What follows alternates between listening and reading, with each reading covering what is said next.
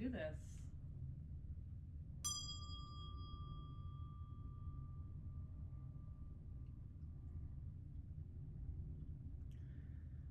So as my experience on camera and online yoga expands, so does my perception and ability to ebb and flow, right? So as you can see, I've changed directions. This is basically the same area that I was in previously in my videos, but I felt more cramped in that area. And even though the background is busier here, I feel more at ease in this space, and I feel like perhaps you can see me better on camera doing the different yoga poses and explaining them like more clearly. You can see my body, my feet, my alignment, if that was a challenge before. So just like you, right? It's okay if your first yoga space doesn't work out. Like mine didn't either. Like, cool, we have that in common. So yeah, so that's the first thing I want to clear. And then the second thing is I didn't really introduce the intersection of yoga and trauma, and yoga and traumatic brain injuries or concussions or PTSD, things like that. So I do want to at least address that because it deserves to be addressed, and my apologies for not addressing it earlier. So yes, so yoga with the breath and the movements, with our head, and all sorts of body positions, going over and under our heart and upside down and sideways. For people who have experienced a traumatic brain injury or TBI or stroke, it could be a concussion. Actually, TBIs are basically the #1 injury in the United States of America. About like 1.3 million happen a year, I think, and that's the most common injury. So it could be anything from a concussion, from a fall or sports, to a stroke or another major life event, which causes you to have a TBI. So I do want to preface that if you have experienced a TBI, or you feel lightheaded or dizzy, maybe perhaps, that's normal. And it's normal if you haven't had a TBI and felt that as well. But I do want to say, for those individuals in that community, that's normal. So I'd like to ask you, if you have experienced one of those and you're comfortable sharing with me that, just so I know, or you can also just take this information and modify as needed, because my advice to people who have experienced TBI is to take things very slow. So take things very slow, minimize putting the head all the way down. Things, depend on what aggravates it, and also, how long it has been since the TBI and how bad it was. But all of those things factor in, and I'm sorry, long-winded way to say, if you've experienced a TBI and you're practicing yoga with me, please just know that I support you where you are. I'm happy to assist you with modifications if you need to reach out. But all that to say, also the Love Your Brain Foundation in the United States is actually who trained me on traumatic brain injury yoga. And I have firsthand experience teaching TBI yoga one-on-one with a private client, who is a family member who I love dearly, and we made such awesome progress together as yogis, as teachers in recovery, all at different life stages. But yeah, so anyway, Love Your Brain Foundation. I'll give you more on that later. Also, trauma and yoga. So if you have experienced any type of trauma in your life, please know that I support you taking it slow at any point in our practices. Also, if there's poses that makes you feel particularly uncomfortable or exposed, I have planned this class pretty much, in a pretty trauma-informed way. That is my primary teaching style and teaching community. So I have planned it in a pretty trauma-informed way, but there are still going to be some poses that maybe if something has happened physically or mentally, it might feel uncomfortable to you. So for example, sometimes it might feel a bit exposing if I'm asking you to like really hold your neck back, because that's obviously, as animals, that's a very vulnerable place to be. And then add on top of that, the head's being pushed back, we're strained, it's an abnormal human body position. And then if maybe we've had a traumatic episode, something happened, that can feel very exposing, right? So there's lots of layers here. And I just want to say on that too, like, again, happy to offer modifications, any type of assistance that I can to make this experience better for you, because this practice, I love it. It can be very healing, very supportive, very beautiful. So yeah,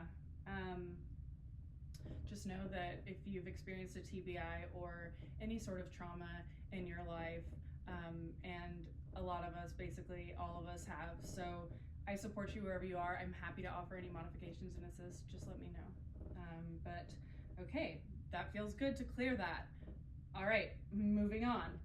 I forgot to start my top stopwatch. I have this like new, I'm trying all these. I feel like I said at the beginning, with my 4th week, now I'm getting a flow and now I'm figuring out what I want to do and how I want to do it.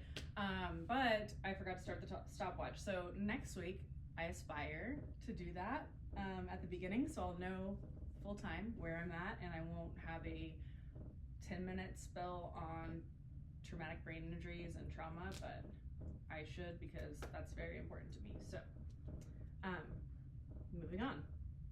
Okay, so I want to go over today what we're going to be doing and what it's going to look like and how we're going to flow through this. So I'd like to invite you to find a comfortable seat with me. So that can be in a cross-legged sit position. I'm seated on my meditation cushion, but you can be seated here. You can also, if it feels better, crisscross this way. You can also sit up against a wall and use that to be supportive on your back. If it hurts to be in crisscross, you can try more of a diamond or a butterfly shape. You can also take the knees together and just hold them here with the feet planted, shoulders rolled down and back, supported through the sit bones. Not really holding anything, but just supporting yourself to where you can be comfortable and take a seat, but you feel actively engaged. But I am going to take a seat on my meditation cushion, and we are going to do a little 3-minute sit. So I'd like to invite you to find a comfortable seat.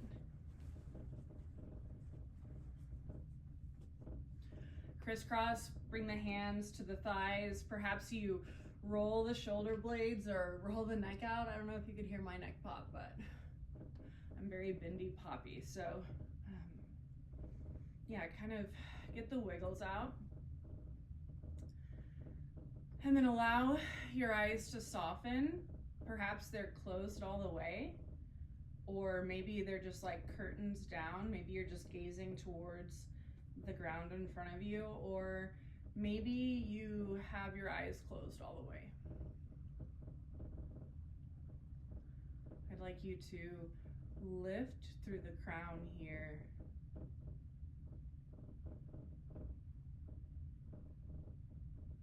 Noticing the breath, and we don't have to arch the back, so make sure you just have a long spine, belly's tucked in, ribs over hips, and then I'd like you to just settle and breathe here. I know it's like, wow, that's a lot of setup to just sit, but truly it goes by.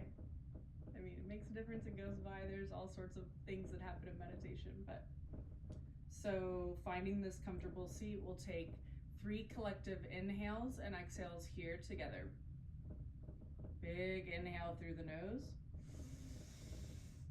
Exhale, sigh it out. Inhale here.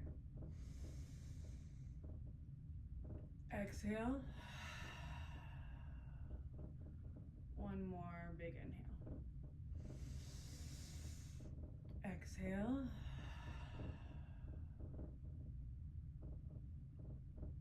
Allow the mouth to close and the tongue to soften from the roof of the mouth. Eyes are soft and heavy. Just allow your breath to flow in and out through the nose.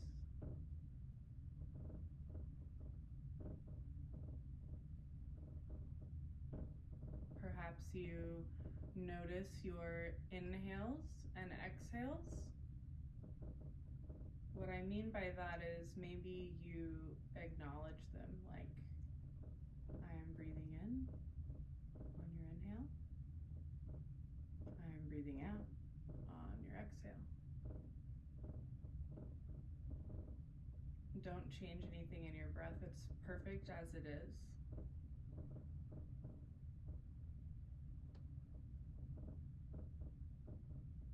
If you focus on your inhales and exhales, it helps harness the mind back to the present moment. So while, yes, sitting here in silence, supposed to be paying attention to my breath, that can feel challenging. We have lives, family, friends, pets, jobs, school. So the mind can definitely begin to wander fast.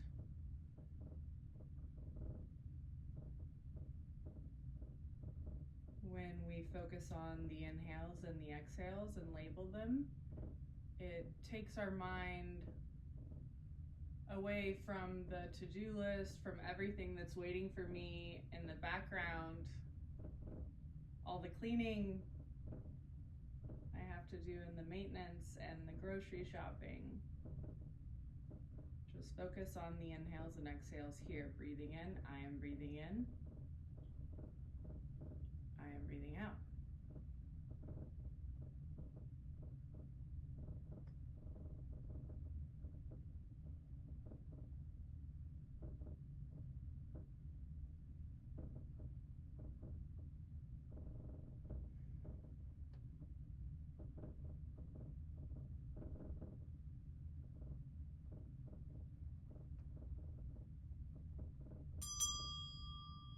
Beginning to bring your awareness back to your body, letting the mind soften, coming back to the current space where we're seated.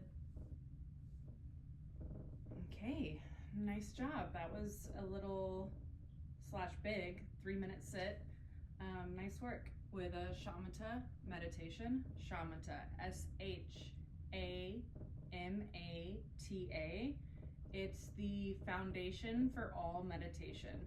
So it's just noticing your breath and being able to direct your mind to the breath and pull yourself away from everything that you're thinking about. So Shamata meditation, it's the foundation for all meditations.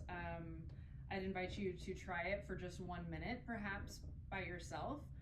Maybe you start the morning that way. You just get up out of bed and just sit on the edge of the bed and then just tell yourself, okay, for the next minute, just sitting on the edge of the bed after you turn off your alarm, obviously, before I look at my phone, before I look at my emails, invite yourself to sit on the side of the bed and just breathe and notice your breath for 1 minute. And then go about your day. Try that, maybe, perhaps, if you're ready. But 1 minute is enough. You don't have to do more. I mean, yes, more meditation, the better, of course. You can't overdo the meditation.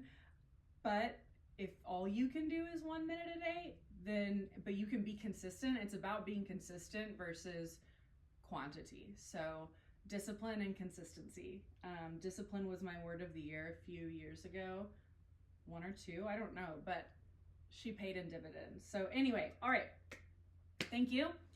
Now let's go into this week's lesson. So this week's lesson, we're going to be talking about standing strength poses, forward bends, back bend poses, and then we'll be doing a sun salutation recap with some of the new poses that we have learned today. But first, so we've all been seated on our mat or in our little meditation space. So stay in your little area or big area, whatever. I like things like cute, so that's why I would say little. But anyway, so first we're gonna go through standing strength poses. So I'd like to invite you to join me on this. I'm gonna be doing an audio and a visual presentation of these poses. Presentation, that's funny. Presentation of these poses, and I said it again, cool. Okay, so standing strength poses. I'm gonna show you what they are. I'm gonna talk you through it, and then I'm gonna ask you to do them with me. So this video is intended for you to practice alongside with me, but I know it's like, well, now I'm just sitting here listening to you talk. But the point is that if this is your first time doing yoga, learning these poses foundationally are great, because then whenever you're in a situation where I am moving through the poses or you're hearing something, you can remember or recall like that you've already kind of been there and done that. Been there and done that. Cool. All right, so standing strength poses. Please join me on the top of your mat or just in your mat anywhere. So this way I'm going to be facing you here, and then I'll show you from each side, possibly. Not both sides, that's a little bit much. Okay, but my point is that I'll be filming this way. I'm going to show you the poses. I'd like you to also get up and please try these poses with me. If you need to modify, you can always take a seat and do some of these poses very similarly. So, and look at this, with this new configuration, I have this ability to show you like modifications with the seat in case you have had a TBI or something. I could show you this like immediately. This is wonderful. This is great news. Okay, so mountain pose. We've learned this one. We know what's up with mountain pose. So, but we're gonna go through it. Find the feet hip width distance apart. And then pick up all 10 toes here. And then place them down one by one if you can. And then rock and roll side to side, forwards and backwards. My ankle pop, that feels good. I kind of want to get the feet on all sides and angles. Ah. Whew. Okay. Yeah, see, coming to the mat, it really does feel good. It just takes the effort to do it. My teacher's gonna laugh at me when she hears that. But okay, mountain pose. Feet hip width distance apart, micro bend in the knees. So I don't have them, this is me hyperextended. I don't have them locked out. So this is where I want you to have a micro bend in the knees. And then feet right under the hips. Roll the shoulder blades down and back.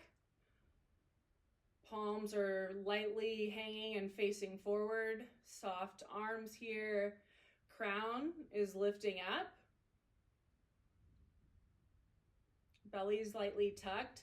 Hips are in line with the ribs. We're kind of tucking the hips to ribs. So a little bit of core engagement, but not too much. But I do want you to be aware of how you can stack the body in this very strong mountain pose by even turning on all of these muscle groups that I'm inviting you to notice, and then soften the kneecaps. So me getting into this, I just noticed that my thighs were all tensed up and my kneecaps were pulled up. So maybe that's happened to you too. Soften through the quads, okay? So don't tighten the kneecaps. Let the arms and hands hang heavy. Shoulders back. This is mountain pose.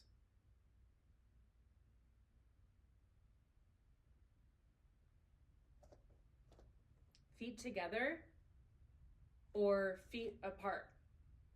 We're going into chair pose. Chair is we're in these strength and standing strength pose series. So all of these poses that I'm showing you today are standing strength poses. So this one is pretty active. Let's go into it. This is for chair pose. Feet can be hip width distance apart, knees apart, bending through here, tucking the tailbone, lifting up through the chest, but engaging the core. You can have them with your feet apart for a more stable position in chair. That's what this would look like. So nice. This is chair with my hips and knees apart in line. My knees aren't going too far over my feet. I don't want them to. I want you to lightly lean back, and then don't arch in the back or dump in the lower back. I want you to pull it up right here. Okay, so yes, this is chair with the feet hip width distance apart. You can also do chair, feet together, ankles together, calves together, all the way up together. More challenging, right? And also maybe it's not as comfortable because maybe one leg is different from the other, or the ankles hit each other, or maybe the feet. That's okay, but this is what chair looks like with the feet and hands, the hands together, the feet and legs all together. So I want you to keep them all together, and then we would extend the arms up overhead. This is chair pose. You can feel the quads turn on. It's a bit of balance, it's strength, but it's a standing strength pose. We're on both feet. Try this on with me if you haven't already. This is what it looks like from the side, so you can come out of it. So we're gonna go into it again. I'm gonna demo it from the side, and then you do it wherever you're at.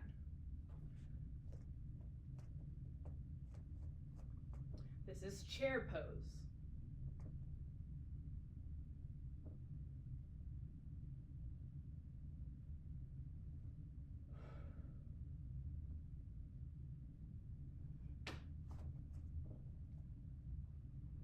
Warrior 1, 2, and 3. Warrior 1, meet me with your left foot at the top of your space. So now I'm log on my mat. I'm going top to bottom. So left foot at the top of your space, and then right foot. I'd like you to have a wide stance here. We don't want to be tight together. Like, I'm not asking you, this would be like some sort of like squat lunge where we're crossing over. I don't want you to be crossed over at all. So I just want you to be set up in this warrior 1 with a more hip width distance apart, or even bigger. See, like, I have plenty of space here. And then square the hips towards the top of the mat. Try not to dump into the lower back, so maybe you bring it in a little bit here so you can be more in control. And then arms would extend up overhead. Don't pull into the traps and shrug the shoulders. Like, roll them down and back. Arms wider is better. We're already stressed enough in our life. We don't need to encourage our traps to turn on and go towards our earlobes any more than they already naturally do. This is warrior 1. Hips are square, belly's pulled in. I'm knee over ankle. If you're not there yet, that's okay. You can also start here and work your way to there. Again, there's all those modifications, so take the stance a bit wider. This is for another body type. It's wide and it's also not very huge, so I'm pretty stable here. This is like my back tripod leg, and then my left knee is bent forward and my hips are square to the top. And honestly, this feels really good and stable. So that's warrior 1. Did I show you it from the front? Warrior 1. This is on my left side. This is warrior 1. See, my feet aren't in line, but this is what I meant by having a wider stance. Try that. Give yourself a little more room. See, there we go. Nice camera angle. Well, that's warrior 1. Okay, a little water break for me.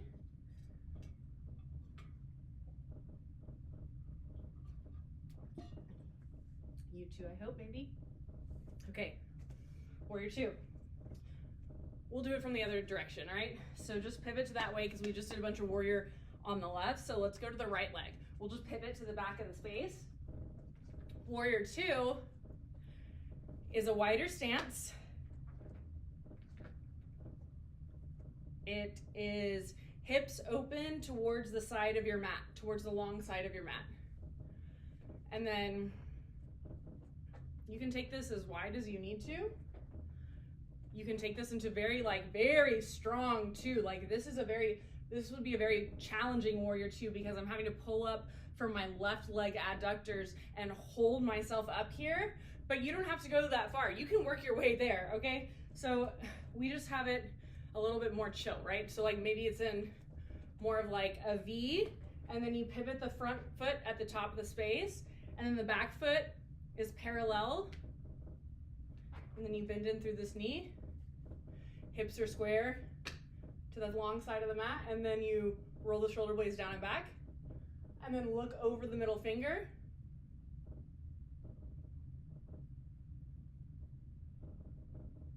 This is warrior two.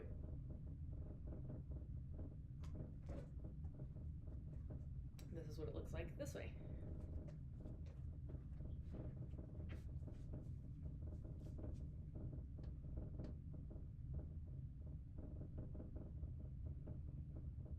Warrior two.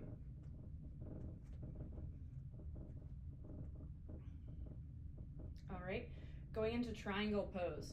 So similar to warrior two, I'd like you to step up just a bit, be a bit more stable on that back foot. Warrior two and triangle are that's a combo that you'll see in a lot of teachers' teaching style and yoga classes. So warrior two to triangle. So this is a natural transition here. So if you like this, you can include this in your final. If not, that's okay too. But triangle pose. Okay, so parallel at the back, just like we were in our warrior two, and leaning forward, we're reaching here. So I'm really turning on this side, my right side obliques. This is my left leg at the top of the space. My arms are extended, my core is engaged. I'm pulling up through my belly. I'm not dumping forward here. So I'm trying to keep my back in line, and then drop the hand, right hand comes up. This is triangle pose. Yeah, she's spicy. Super spicy. This is a big core. This is a very strong pose. So triangle pose. Whew, I mean, it even gets me. Okay, so that's why I'm here to tell you, here's a modification. So if you have blocks, or you've got big cans or something, maybe you have a tall, strong book pile. Excuse me. Okay, so grab a block or whatever you're using for your block. It could be a book, it could be a can, like I said, whatever. Okay, so for triangle pose, that requires a lot of core stability and strength. That's okay if we're not there yet. Triangle pose with a block, you bring the block on the inside of your foot at the front of the triangle, rest your palm on the block, and then gaze up towards your hand.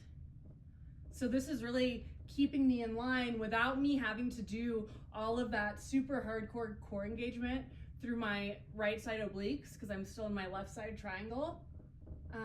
So if you want to try it like this, hop in with me, pick up the block or whatever you have to use similar, and then I was gonna just go into it.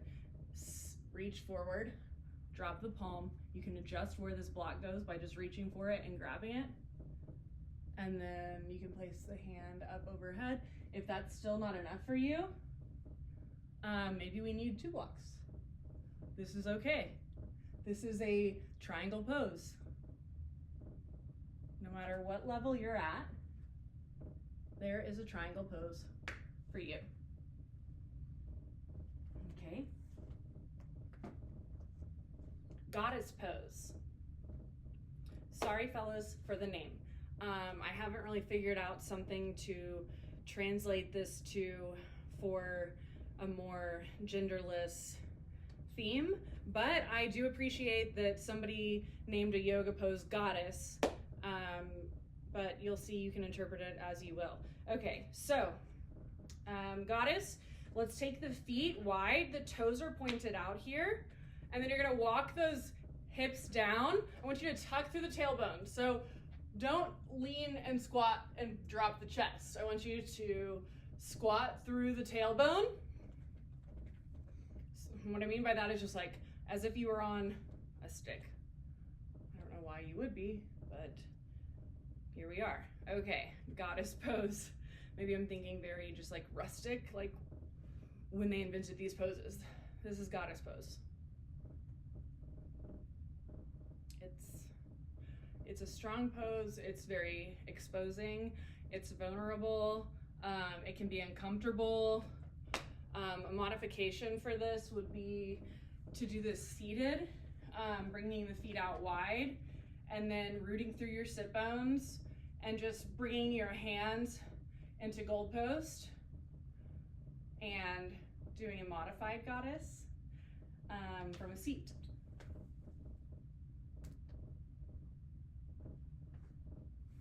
Tree pose. So find the feet comfortably rooted. There's a couple different levels of tree. So I'm gonna root through my left foot because my right foot's been, I feel like, performing for that goddess pose more than my left. So I'm gonna root through my left foot. Hands can be on the hip for stability. If you need to use a wall or something stable, please, by all means, just pop on up to a wall. But this is a balance pose. So this would be kind of in the midpoint of a vinyasa class that they would introduce a pose like this to you, or near the end, because they would want you to build up towards being able to do this pose. At least that's how I would lead you to prepare you to do the pose. So it is gonna feel like we're doing a little bit cold right now, but let's go into it. Left foot roots. Right foot is gonna come up to the ankle, and then the knee is open to the right side. And then I'm not dumping through this hip. You can see I'm dumping there. I'm pulling up through that hip and then opening and then still facing forward. So this is just fine. This is a tree pose. I have a kickstand down there. You can start here. The next level would be bringing that arch of your foot to the calf. See, I mean, it's okay if you wobble. And then here is what perhaps, I guess because I'm on camera, it's like my first time, but that's okay. It's okay if it's your first time, because look, it's still challenging for me to do it right now too. My feet must be a little tired. Okay, palms at heart center. This is tree pose. So again, if you're not all the way up there yet, please, by all means, root through the right foot. Let's try it again. Root through the right foot. This time, left foot is gonna come up to the ankle. Open this knee to the left side. Hands can come to heart center. Take a breath here.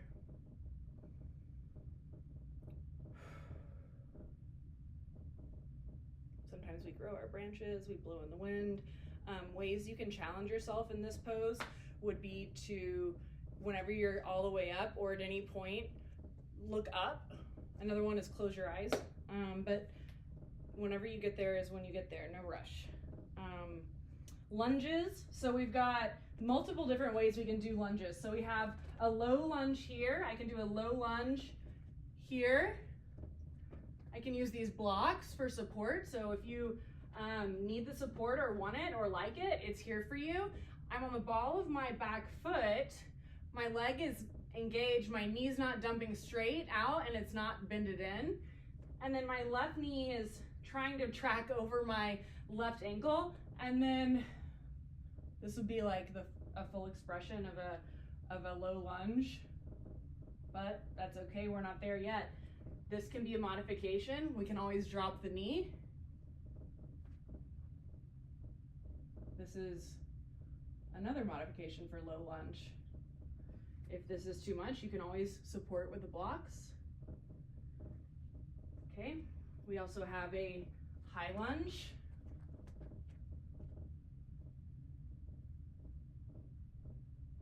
I guess that this example would also technically be a high lunge, just a very extreme version that personally I probably would never do in a practice, and it's wild that I just did it right now, but I'm impressed.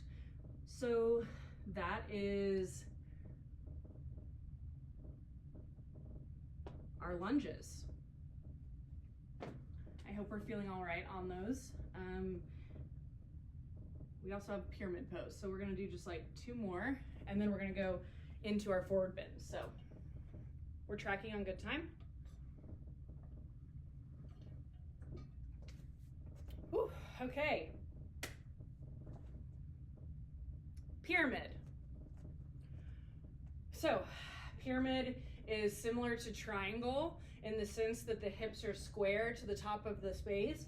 They're also, the feet are hip width distance apart, similar in a way to triangle, but this one they're more tracking together. So it'd be more of that balance, more of that, like instead of being hip width distance, we're gonna be like more in a line here. Yeah. This is like lightly pointed to the top corner of the space. So I'm gonna go with my right foot at the top of the space. And then my left foot, it is hip width distance apart, but it's on a tighter skate. So this is pyramid pose. So keeping the tailbone tucked, back elongates. It's a big hamstring one, y'all. So just be warned, okay? So this right here is far enough for me to say like, yes, I can definitely feel my hamstring. So if this is far enough for you, I'd recommend, utilizing blocks or something to hold yourself up, maybe the core. But pyramid can also be a fuller, larger expression of like all the way down. This way the thoracic spine kind of expands. It feels really good. I'm getting a super deep hamstring stretch, but I'm also keeping my hips square to the top of the space, letting my head hang. This is a pyramid. More of a restorative pyramid pose, but it feels good. I like pyramid pose a lot, but I'm definitely stretchy. So, and then there's dancer pose. So I mentioned tree pose. Tree pose is like a balance pose that most can start with and work their way up, because even if you're from a seat, you can do a tree pose by bringing your foot up right here, and this is how you would do it. You would keep your hips square to the front. Maybe you would use like a chair or something to hold the foot up, but right here, this is a tree pose or a modified tree pose. So even if you're from a seat, you could try to do it. I don't know where I was going with that. Oh yeah, tree pose, about how anybody can do a tree pose, or most can. Dancer is the pose that we're going into, and dancer is more challenging and more advanced. So I would never just throw this pose into some class. It would be more experienced practitioners or maybe adventurous clients or something, but my practices are usually focused on being successful, and sometimes I don't feel successful in more challenging balance poses, and that's okay. So I'm here to tell you that's okay too, but let's see what it looks like. All right, I'm gonna face this way. Okay, so I'm gonna root through. I did have surgery on my right foot, so we're gonna do both sides. We're gonna see what I look like on both sides. And this is like not practiced today or recently.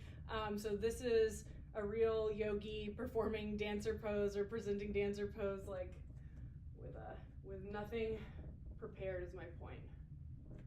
Okay, yeah, see?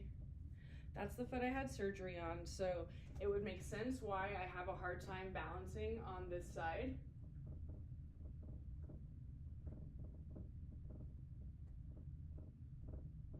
Woo. So that's dancer on that side. This side is gonna definitely be better for me, or I think it would.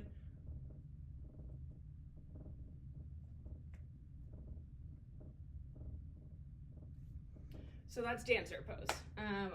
If you want to try it, please stretch and warm up with sun salutations before you even attempt. All right, next we're going into forward bends. This will be a nice relaxing or semi-relaxing time after all of those standing strength poses. So for forward bends, these can also agitate TBIs, but let's go through it. Okay, this is child's pose. My toes are together. My knees are wide as the mat. I send my hips towards my heels. I'm sinking them back here.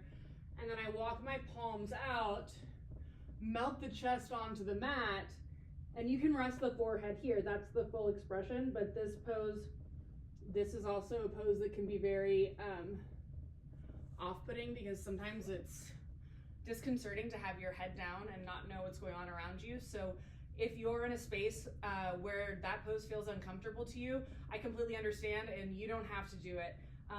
There's also modifications where you can bring blocks underneath the chest for a bit of support. If you have a bigger body and you want a bit of support, you can bring blocks or a pillow underneath the body and then melt here. And then you also have a little more space in the head for you to not have to put the head down or crunch it to the side. So this is also, and I'm holding my head here, but looking down, my eyes are open, so I also feel more aware of my surroundings this way. This is also perfectly acceptable for child's pose. Puppy pose is similar to child pose, but the toes aren't together. The knees are hip width distance apart. Arms are going to be underneath the shoulders. And then instead of sending the hips towards your heels like we just did for child's pose, you're going to walk the palms out in front, and then you're going to melt the chest towards the mat. Head would also come down to the mat. Forehead could rest on the mat. And then you can see my back is dumping in here and I'm not holding the core engaged. I want you to keep the core engaged and then press away, keeping this nice engagement through the lower belly and spine so you have a flat back. If you have shoulder issues, this can be not very comfortable. I'd like to invite you to take a wider arm stance, like as wide as you need to be able to do it. Just to be able to try it.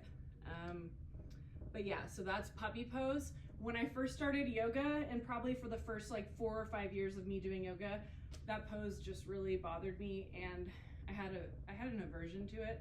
But I feel better about it now. So yeah, just being honest with you. All right, ragdoll. Feet hip width distance apart. Send the hips back. Forward fold, right? Just let it hang though. And then for ragdoll, you're gonna bend through the knees. So I'm bending through the knees here, not straight and forward fold.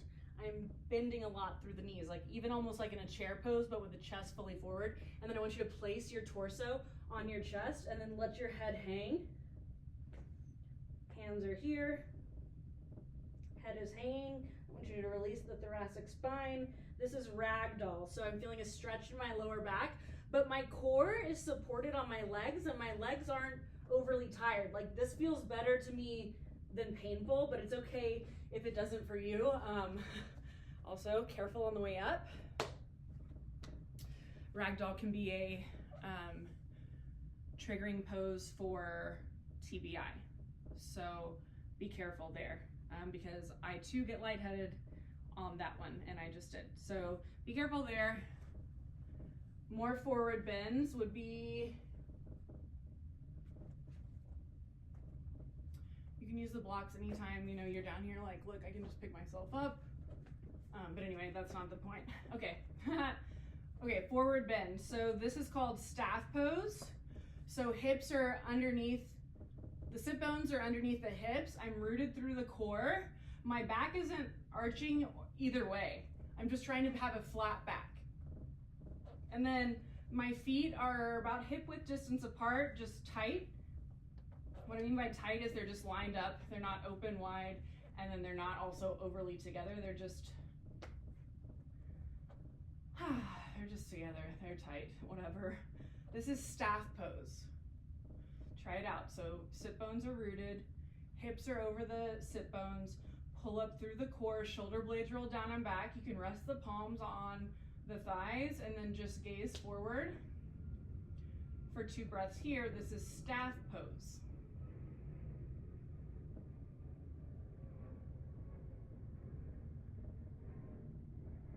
There's also like a wide-legged seated forward fold. So like if you are in a straddle, you can do this wide-legged version. This would be like a restorative version with the blocks here, and maybe you rest the forehead right here and then just rest the hands on the feet. This feels really good.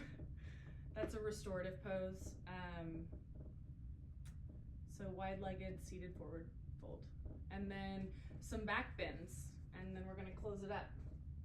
So back bends are, I guess the trauma warning at the beginning was because these poses are pretty exposing. So back bends are pretty exposing, and they can cause that trauma response that I was explaining earlier. So that's okay. Don't do anything that doesn't feel right in your body. I'm just here to show you them, and you can try them on, see if they feel good to you or not, or if you're fine with them, and that's great. That's awesome. But anyway, so I also support you if they don't feel right. All right, so we did this before. We had puppy pose we just did in our forward bends. That can also be considered a bit of a back bend because the back is kind of angled, but I wouldn't say too much. So let's go into cat-cow. So you know what cat-cow looks like. Wrists are underneath the shoulders, knees are stacked under the hips, palms are spread wide here. Like seriously, the hand is spread wide, press into the mat, and then inhale, drop the belly, lift the gaze, open the heart, shoulder blades pull down and back. Throat might be open here. It also might not if that doesn't feel right for you. This is cow pose. This is cat pose.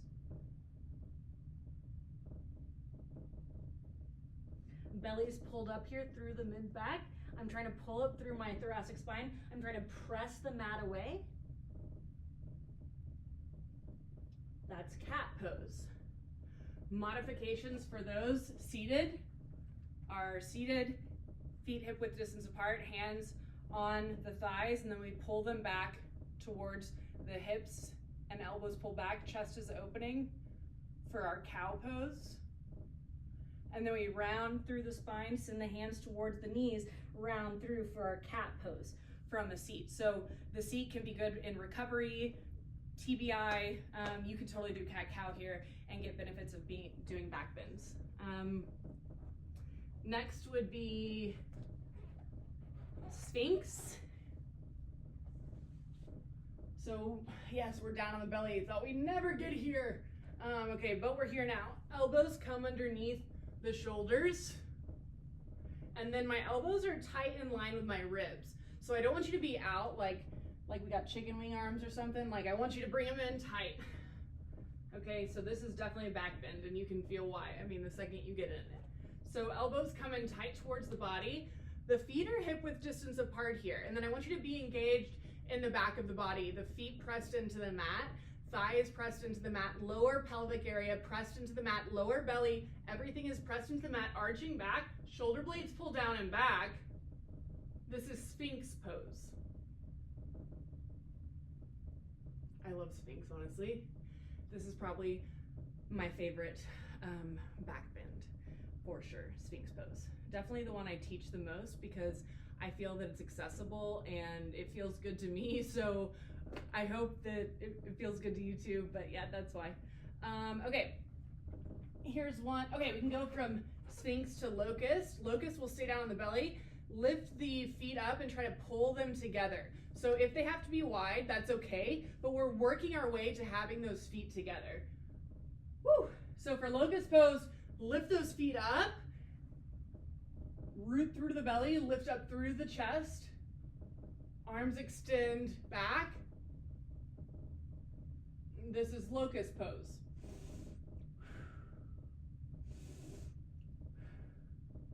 This is the best workout you'll ever get laying down. You can modify by dropping the feet. You can modify by lowering down. You don't have to be so extra. It can be here. This is just fine. But I like to go big or go home. Okay, another one, upward facing dog. So upward facing dog is in our sun salutation, and upward facing dog is also considered a back bend. So palms come underneath the shoulders towards the rib cage and breast area. Tuck the toes. I want you to press yourself up off of the mat from the torso and then untuck the toes, keeping the knees and thighs off the mat. Upward facing dog. Throat can also be open here. That's exposing. If we're working towards upward facing dog, I don't mind if you have the feet and the legs on the ground and you're pressing up and you're envisioning that you have your legs off the ground and that you're working towards it, because that creates those neural pathways, and neuroplasticity is real, and you can get there one day if you just think about it, try it, do it. I believe you can. Okay, how about bridge pose?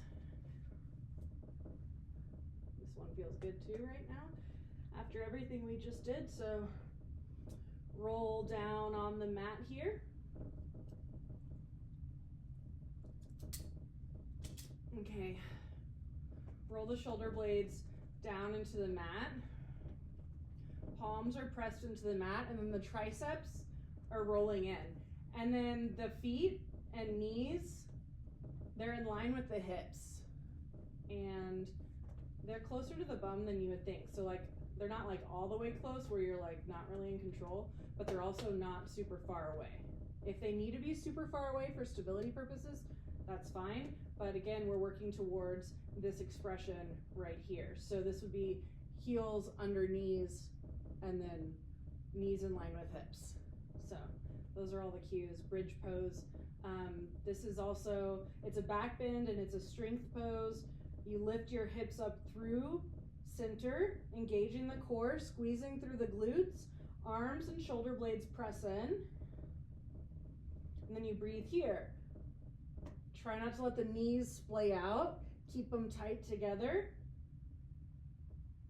And then lower down. That's bridge pose. A modification I love here is a supported bridge. So this feels good sometimes, and it's not as active. This would be considered a yin yoga or restorative style of bridge. So you can use one or two blocks, either one. You would just bring the block underneath the lower back to the sacrum area, and then rest your lower back on the block. And it's a little back bend. Our hips are elevated over our heart. We're breathing here. Yeah, this is a nice restorative pose. It's also nice to get the blood flow in the lower back. So you can try it with a pillow there or a block, something to elevate the hips just to support you, or even like a couple textbooks. Something like that would be really nice to at least see what that's about. So yeah, those were all of our poses to go over today. I look forward to hearing about your experiences, and thank you for trusting me to guide you through this practice and this class and introduce you to everything that we're doing here. It's truly an honor, and I appreciate you. Thank you.